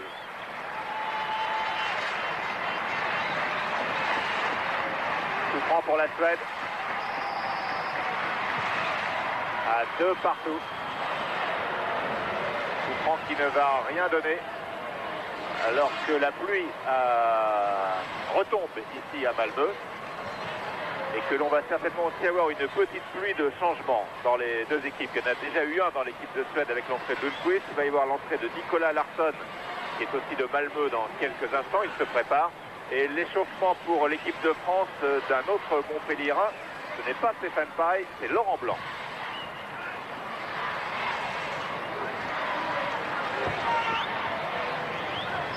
Voilà, changement avec la sortie de Limpar et l'entrée de Nicolas Larsson. Limpar qui avait ressenti une douleur à la paroi abdominale mardi à l'entraînement et qui sort donc remplacé par Niklas Larsson qui est pourtant un défenseur. Et la France est toujours à l'attaque avec Amoros, avec Cantona. À nouveau, Amoros frappe de Deschamps, frappe un petit peu écrasé. Cantona a failli récupérer. Mais les défenseurs suédois relancent sur Hellström. Ballon récupéré par Franck Sauzet avec Papin. Papin qui est revenu. Papin à la lutte avec Tern. Papin qui se heurte à Strandberg et Tern relance pour la Suède maintenant. Elle avec Lundqvist. Et ce sera non pas une sortie. Un ballon pas si facile que ça à négocier d'ailleurs pour Yvon Leroux. Attention, la passe en Fred Hellström. Leroux est revenu. Le ballon revient pour Joël Bach. Mais Joël Bach n'est pas sorti, il a hésité. Et le dernier entrée, Niklas Larsson est là. Niklas Larsson a donné sur la défense française. Cantona amène la contre-attaque. Cantona avec Papin. Attention, ça va se jouer à 1 cm pour leur jeu. Et une faute qui va valoir un carton certainement à Peter Larsson. Et là, tout le jeu sans ballon de Jean-Pierre Papin. C'est ça qui déséquilibre sur cette action la défense suédoise. Il s'en va, appel à droite, appel à gauche. Finalement, il ouvre le terrain pour Cantona qui joue le coup tout seul, car Jean-Pierre Papin n'hésite pas parfois à faire des appels, même en position de hors-jeu, pour déstabiliser une défense. Parfois, il faut jouer comme l'a fait Cantona tout seul. Mais il a été pris par Peter Larsson alors qu'il y a un nouveau changement de joueur. Entrée de Laurent Blanc à la place de Jean-Marc Ferreri. Et donc le milieu de terrain français qui se grandit à nouveau, alors que la nouvelle option de Michel Platini, c'est de mettre au milieu de terrain des joueurs vifs pour pouvoir faire un pressing. C'est un petit peu le contraire de ce qui avait été fait par exemple en Écosse, où il y avait Laurent Blanc, où il y avait Sauzet, où il y avait Loret. Là, c'est une nouvelle option dans l'équipe de Michel Platini. Il a dit qu'il se tiendrait aux options qu'il donne maintenant. Cantona. Cantona avec Pérez. Pérez qui a été très souvent dangereux sur le flanc gauche. Qui redonne à Cantona. Transversal sur Manuel Amoros. Deschamps, non. Ramberg pour les Suédois qui repartent maintenant avec Ljung, avec Larsson. Déviation pour Elström, Lundqvist. Lundqvist, tête de Dimeco. Isen. Nilsson, Ramberg. Leroux récupère. Pérez, Deschamps. De Nantais, Didier Deschamps, bel extérieur à destination de Papin. Cantona part dans l'axe. Cantona part dans l'axe, va peut-être pouvoir reprendre un nom sur terrain sec, qu'il ferait peut-être arriver à temps. Centre de Cantona pour Laurent Blanc. Laurent Blanc, Deschamps. Pardo, ça passe de justesse, mais ça passe. Attention, petite mésentente là entre Amoros et Laurent Blanc. Le ballon n'est pas sorti. Amoros toujours. Amoros, non. Passe ratée de Manuel Amoros. Il s'approche doucement mais sûrement du record de sélection. C'est la 63e ce soir. Ramberg. Storm. Storm qui passe. Que Deschamps a très bien stoppé. Même si le public ici réclame un coup franc. Laurent Blanc. Alors, jeu de Papin, il y avait quelque chose. Cette fois, il a été pris. C'est Roland Nilsson au départ de l'action qui le couvrait, donc tout à fait sur l'autre aile, l'arrière droit. Il a fait les 3 pas qu'il fallait pour mettre Jean-Pierre Papin en jeu sur cette passe de Laurent Blanc qui a repris exactement la position de Ferreri sur le flanc droit. Ramberg, tacle de Pardo. Et là, pied en l'air de Leroux qui dit mais oui, mais tout à l'heure, quand il y a eu le but, c'était la même chose. Il a baissé la tête, moi j'ai baissé la tête. Et cette fois-ci, il y a coup franc. Nilsson, transversal sur Blanc. Blanc qui remet de la tête vers Deschamps.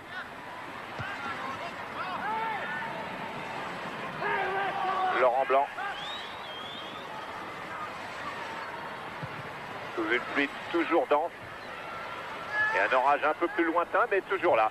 Et très bonne balle prise par Deschamps qui donne à Papin. Bonne présence de Didier Deschamps. Transversal de Papin intercepté par Nilsson devant Pérez. Match très ouvert, très vif, très rapide, très offensif de la part des deux sélections. Et nouvelle faute de Yvon Leroux, toujours ses fautes par derrière qui n'échappent pas à l'arbitre.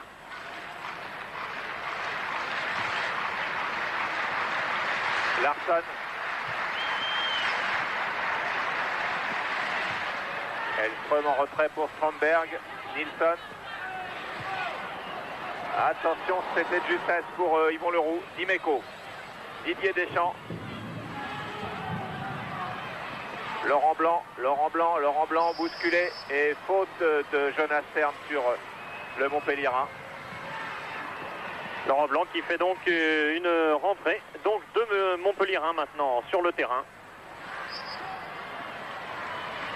Alors que la pluie continue de tomber. Elle retombe même de plus en plus fort comme tout à l'heure. Même si ce n'est en rien comparable avec l'orage au plus fort. Hein. Blanc. Belle ouverture de Blanc pour Papin. Cette fois-ci, il n'est pas en jeu. Papin est bien parti. Cantona dans l'axe aussi. Ah, ça ne passe pas. Et Papin frappe. C'est un tir de Papin envoyé par Isen.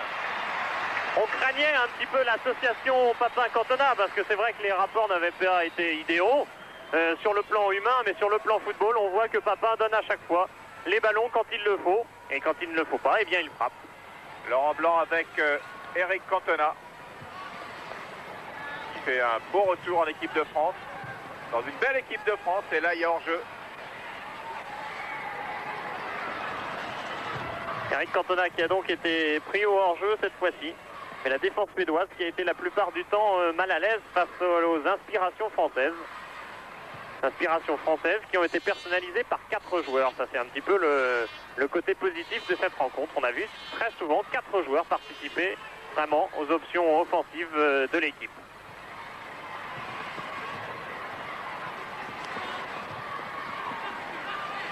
Nilsson pour le Niklas Larsson que nous retrouvons. Niklas Larsson, interception de Dimeco, mais le ballon est pour Jonas Tern.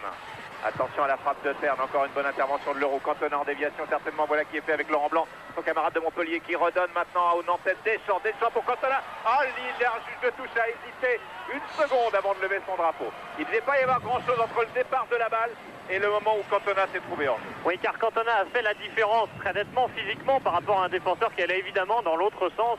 Et donc là, la différence est tellement énorme à l'arrivée que ça ne veut absolument pas dire qu'au départ, Cantona n'était pas en jeu, c'est-à-dire pas du tout hors jeu.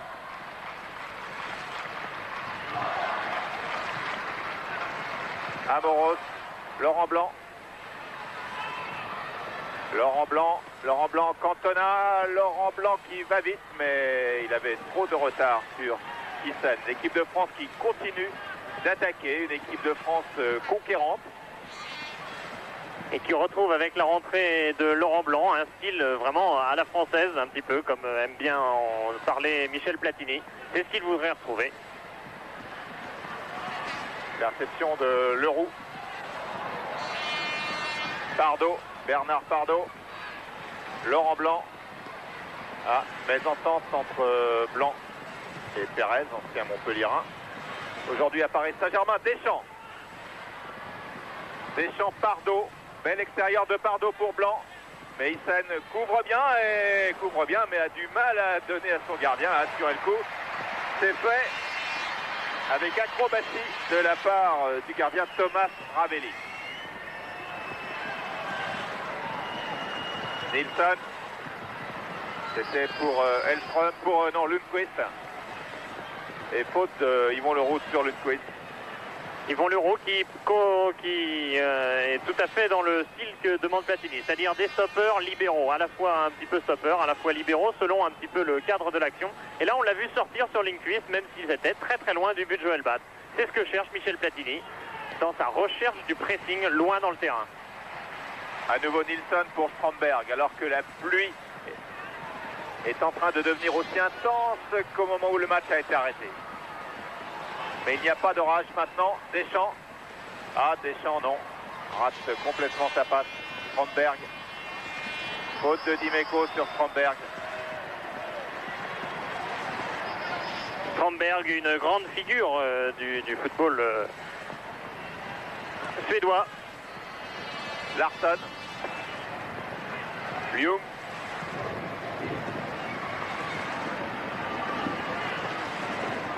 Hyssen. Tern, qui a marqué le premier but de ce match Suède-France. Papin après cette tête de Pérez. Laurent Blanc qui remet. Ah, difficile d'ajuster dans ces conditions, mais Pérez, très accrocheur, très combatif depuis le début du match, a failli récupérer le ballon. Alors qu'on se retrouve maintenant, oui, avec Elström.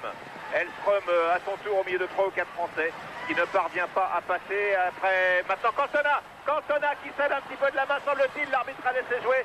Il était face à Nilsson, allait savoir exactement ce qui s'est passé, alors que l'orage revient et que le match pourrait, aller savoir, être interrompu une nouvelle fois.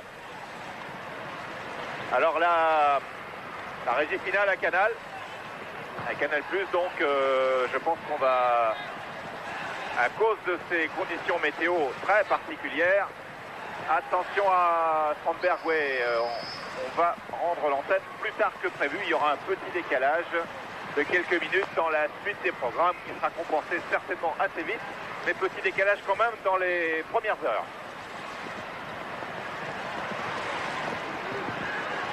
Et à nouveau, on en profite pour souffler, c'est-à-dire qu'un petit round d'observation inopiné en plein milieu de mi-temps, en attendant un petit peu que les conditions redeviennent meilleures. Et Joël Bad qui dégage, c'est les consignes de Platini. On cherche la tête de Cantona et c'est celle de Papin.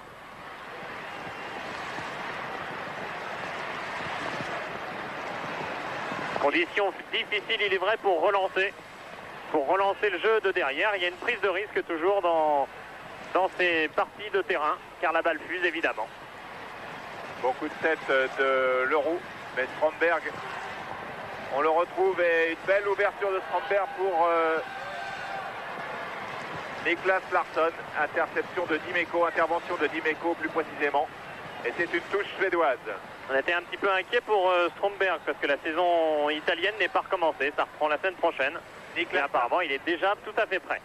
Niklas Larsson fait la remise en jeu. Pardo devant. Cantona a tenté de prendre le ballon, qui récupère Pérez maintenant. Pérez s'est bien joué avec Laurent Blanc. Et les deux flèches, Papin et Cantona, sont prêtes. Elles sont affûtées, on l'a vu. Ils ont marqué chacun un but. Elström.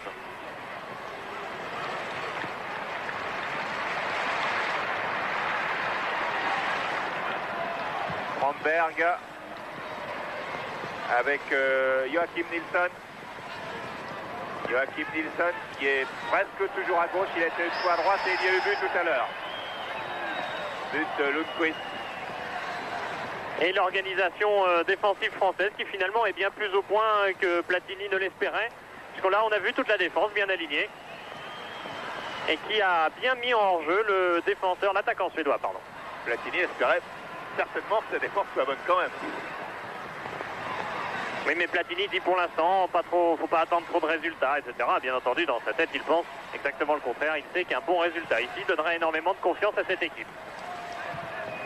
Et ce 2-2, s'il était confirmé à la fin du match, ne vaudrait bien sûr pas une victoire, mais ce serait un bon résultat pour Platini, qui est là sous la guérite avec les remplaçants, avec Franck Sylvestre qui est debout, avec Stéphane Paille qui entrera peut-être.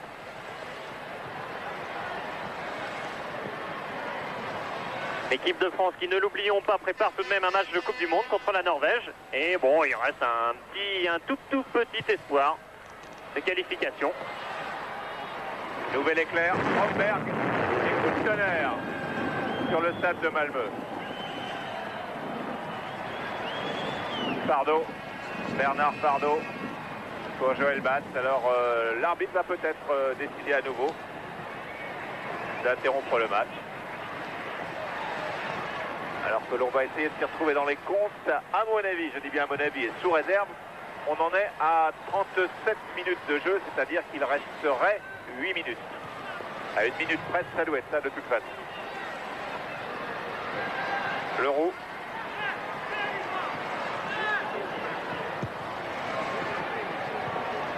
Bonne déviation de Cantona qui repart sur la droite. Voilà Cantona qui est bien parti comme une flèche, comme si le terrain était sec. Crochet de Cantona qui donne en retrait une bonne balle. Une balle dégage, une balle de victoire peut-être. Et voilà le troisième but français, signé Christian Pérez. Jean-Pierre Papin pour la seconde fois qui donc marque 2 buts consécutivement. Et là vraiment Papin-Cantona parfaitement performant. Cantona qui a attendu, qui a fixé sur l'aile, on pensait qu'il allait centrer vers Pérez justement qui était démarqué dans l'axe. Et finalement il a attendu. Ouais. Voilà Pérez, il est tout au bout mais Cantona ne peut plus l'atteindre. Tire, balle en retrait pour Papin, balle déviée bien sûr, comme ça fait 3 buts, hein, finalement les 3 derniers buts où il y a un petit peu de billard. Et reprise de Papin, comme il sait le faire, c'est-à-dire sans hésiter. La balle qui s'engouffre juste sur la gauche de Ravelli.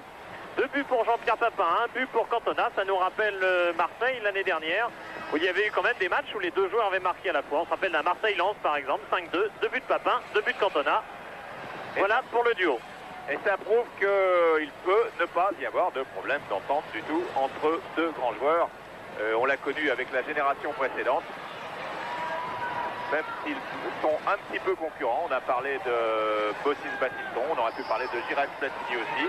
Et on peut parler ce soir de Papin-Cantona qui s'entendent bien, qui sont efficaces, qui ne pensent qu'à une chose, c'est à améliorer cette équipe de France qui mène maintenant par 3-2. Alors, fouillons dans les statistiques ou dans les mémoires, il y a déjà un bon bout de temps que l'équipe de France n'a pas marqué 3 buts. Tête de Leroux. Laurent Blanc. Amoros.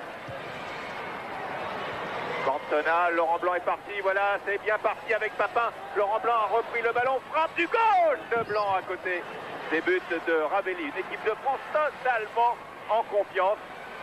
Et parfaitement là dans son élément avec une équipe de Suède qui est un petit peu désemparée en face, c'est vrai, qui essaye de faire le jeu, c'est vrai, un petit peu maladroitement. Les Français sont là et les contres qui se diluent parfaitement. Les enchaînements qui se font parfaitement entre Blanc, qui d'ailleurs a fait une très très bonne rentrée, il faut le noter. Il équilibre parfaitement ce milieu de terrain. Des espoirs qui confirment. Voilà ce qu'est l'équipe de France de ce soir. L'équipe de France qui mène 3 buts à 2. Je vous rappelle que c'était Jonas Stern qui avait ouvert la marque à la 5e minute. Égalisation de Cantona. Avantage donné à la France par Papin, égalisation de Lundqvist et avantage à nouveau donné à la France par Jean-Pierre Papin. Papin qui n'avait marqué que 3 buts chez les Bleus et qui en marque 2 dans la même soirée. 3 plus 2. Ça doit faire 5, non? C'est exact. Et la Suède qui n'avait pas été battue sur son terrain, c'était d'ailleurs pas à Malmö, c'était à Stockholm la dernière défaite contre le Danemark, 2-1, il y a plus de 2 ans, 2 ans et demi.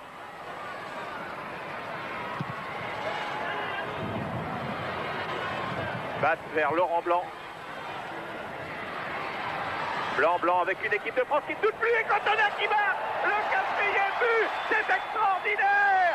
Extraordinaire débordement de Montpellier avec Cantona à la conclusion et ce beau débordement de Laurent Blanc et Béjaquet. Les Montpelliérains doivent être comme Louis Nicolas qui est devant nous, fou de joie, et ça donne de l'espoir à l'équipe de Montpellier, à l'équipe de France, bien entendu. Cantona, voilà, ça nous rappelle l'équipe de France espoir, des buts comme ça, des buts où ça va très vite. Ou le début où Blanc partait sur la droite, où Cantona jaillissait au centre, ce jeu. Parfois c'est vrai, il a le but un peu raide, il est un peu arrêté, et bien là aujourd'hui, en pleine confiance, il se laisse vraiment, il laisse tout partir, et là il a placé du bout du pied gauche vraiment dans les pires positions, il a profité, c'est vrai aussi, de la pelouse glissante qui fait que Ravelli ne peut absolument pas revenir. Platini il doit être content quand même. Ah oui, bah, il a le costume trempé, mais ça n'a aucune importance car il reste, alors il faut refaire le point sur les temps. Faire le point précisément, c'est pas très facile compte tenu que les chronomètres ont été arrêtés et sont repartis. Donc en tout cas l'équipe de France maintenant a 2 buts d'avance et que l'équipe de France marquant 4 buts à l'extérieur même en match amical. Le dernier souvenir de gros scores que l'on ait comme ça, c'était un France-Chypre. Oui, et puis ça remonte encore à plus loin. Non, je pense qu'il y avait eu un Luxembourg-France où la France avait dû gagner 4-1 en qualification pour la Coupe du Monde de 86. Donc ça devait être fin 82 à peu près. Mais ça doit vraiment être la dernière fois que la France a marqué 4 buts et ce n'était que le Luxembourg. Face à une équipe d'une telle envergure, même si les Suédois sont peut-être moins motivés que les Français, pour qui ce soir c'était une naissance. C'est la naissance d'un groupe de toute façon, hein. Car bon, bah, 2-3 exceptions près, on ne voit pas quels autres joueurs, il y en a certainement peut-être plus qui peuvent aspirer à être dans l'équipe de France, qui est encore à l'attaque avec Laurent Blanc, peut-être un 5e but avec Thérèse maintenant. Thérèse en retrait, oh là là, Isen a tapé comme il a pu pour dégager cette équipe suédoise qui est là, passe un très mauvais quart d'heure. Une très mauvaise deuxième mi-temps, vraiment tout le long de cette seconde mi-temps. Les Suédois ont été en difficulté. Et là, maintenant, la confiance est telle que Eric Cantona peut se permettre ce genre de geste en toute latitude, toute confiance.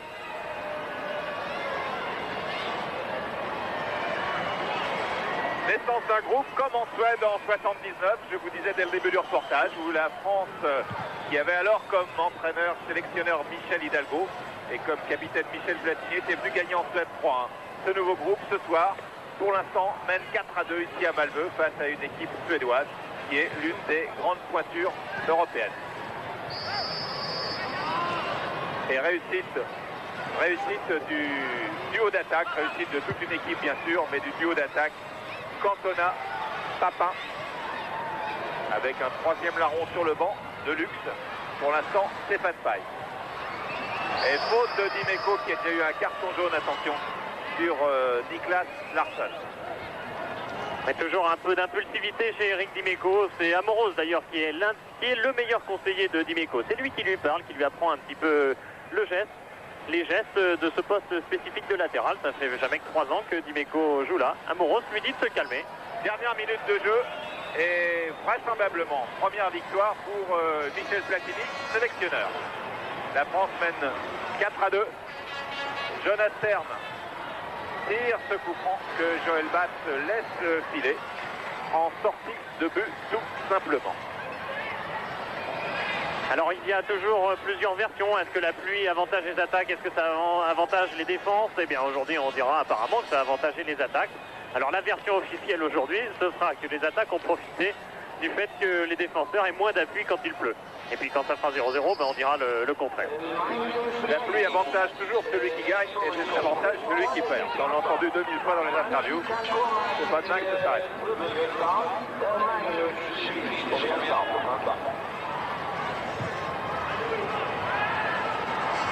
Tête de Sauzet, quelle belle extension à la 89e minute. Cantona, ça ne se passe pas. Pérez. Amoros. Sauzet pour Joël Batz. Alors, si tout le monde est d'accord sur les arrêts de jeu, les temps, la pluie, on devrait être dans les dernières secondes. Dernière seconde d'un match qui comptera.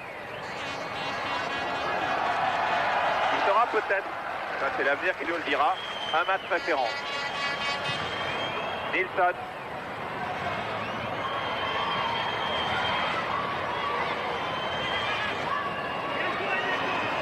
Et Lundqvist n'a pu passer Dimeco. C'est une touche avec une remise en jeu de Niklas Larsson pour Lundqvist. Petit coup de tête de Lundqvist. Attention, c'est pas fini. Bonne frappe et bel arrêt. Bonne frappe de Joachim Nilsson et bel arrêt de Joël Batz. Avec des appuis, vous le disiez tout à l'heure, qui sont plus difficiles à trouver compte tenu de l'état du terrain. Et Joël Batz qui a beaucoup d'expérience, il vient de fêter son 400e match de Division 1. Ce week-end, c'était à Saint-Étienne.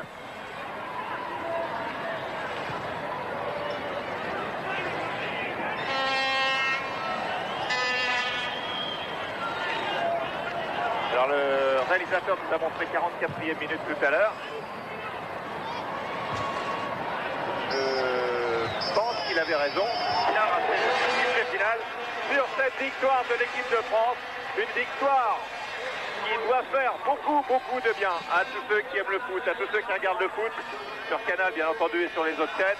Une victoire qu'on est heureux d'avoir vécue avec vous sur notre chaîne ce soir ici en Suède par 4-2. 2 buts de Papin, 2 buts de Cantona pour les Français et Pierre est en bas. Ce soir en Suède. J'avais demandé à mes joueurs d'avoir des occasions de but, ils en ont eu un maximum et je crois que c'est une grande satisfaction pour nous. On a fait des essais et je crois qu'on les a pratiquement réussis. L'un des points les plus positifs, c'est peut-être l'attaque. 2 buts Cantona, 2 buts Papin. Je crois qu'on pouvait espérer mieux. Le tout, je crois, c'est un ensemble. Les buts ont été marqués parce qu'ils ont été servis par des bons joueurs. Et aujourd'hui, il y avait une bonne solidarité. Je pense qu'avec ce groupe, on peut travailler, on peut faire des bonnes choses. Quel est le point sur lequel vous pensez que cette équipe de France que vous avez façonnée depuis plusieurs mois a progressé? De toute façon, ils ont déjà pris en maturité parce que quand même, on a fait quelques matchs. Et aussi, je crois qu'on peut travailler collectivement. Ils ont des qualités individuelles. Moi, j'ai essayé de remettre en place toutes les qualités individuelles de chaque joueur en fonction de ce que je pensais par rapport à eux-mêmes, par exemple. Mais maintenant, il faut qu'ils le sachent par rapport à eux. Et je crois qu'on va travailler là-dessus. Autant, Michel? Super victoire. On va payer le champagne. Bravo. En plus, c'est français. Voilà.